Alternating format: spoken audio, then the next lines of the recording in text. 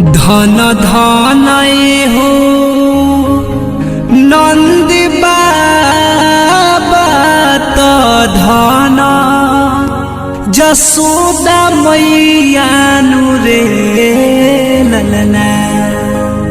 अच्छा तो यही भैया हम सिंगर ललन अजनबी रवलों के बीच एक भगवान कृष्ण के सोहर लेके उपस्थित हुए बने। आशा बात के रवलों के प्यार दुलार आशीर्वाद जरूर मिले।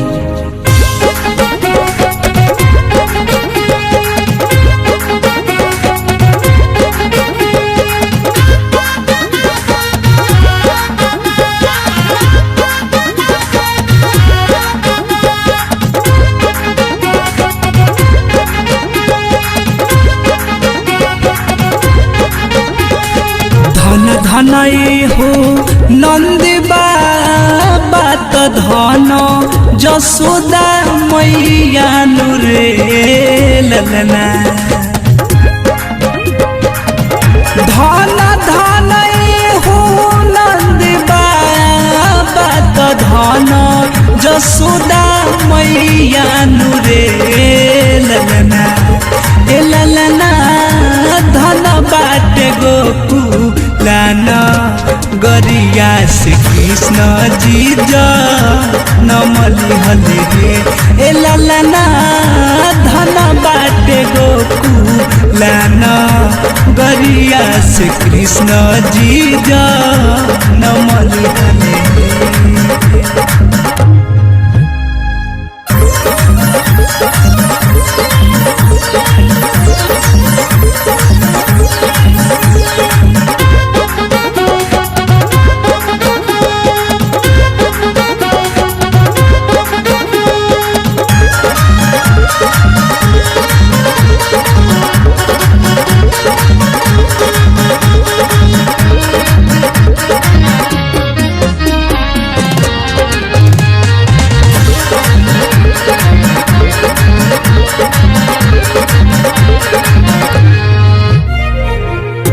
किनका से जन्मे श्री कृष्ण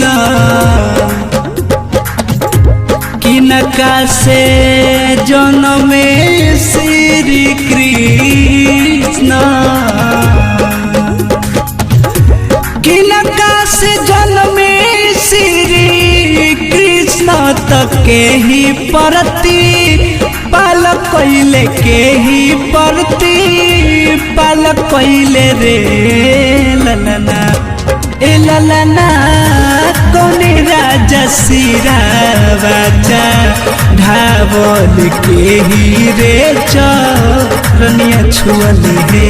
ए ललना कौन राजा सिरावाचा ढावल के ही रे चरनिया छुअले हे।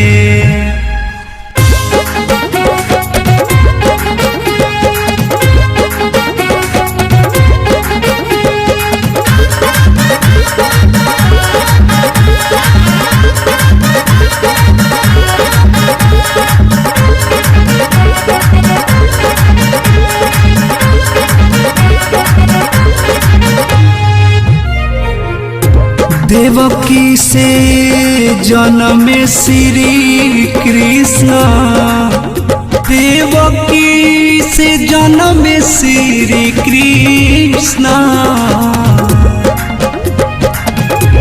देवकी से जन्मे श्री कृष्ण त जसोदा परती पाल कैले रे ललना।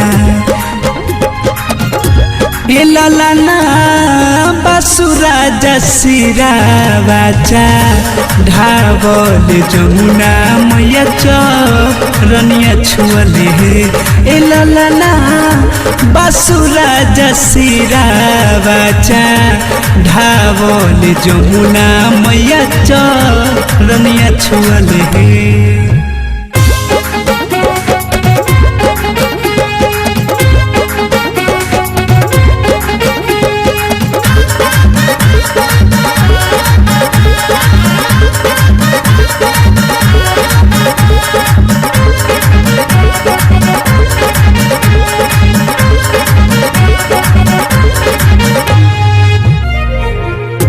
भर खिली पनिया में जब गईनी, भर खिली पनिया में जब गईली, भर खिली पनिया में जब गईली तब भर गर्दन पनिया भइले रे ललना।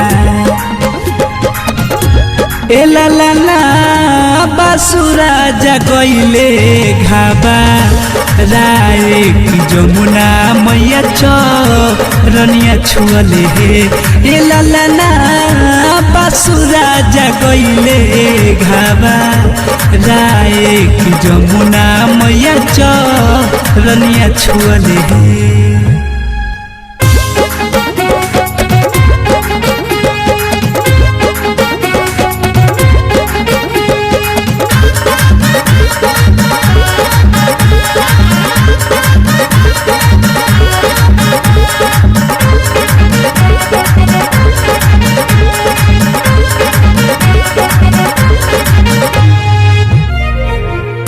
ललन अजनबी सोहरे गावेले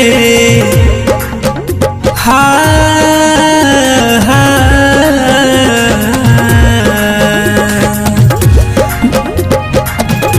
ललन अजनबी सोहरे गावेले त गाई के सुना बोले रे ललना। ललना जुगे जुगे रहे अही बात प्रेम फल पाए बहे। ललना जुगे जुगे रहे अही बात प्रेम फल पाए।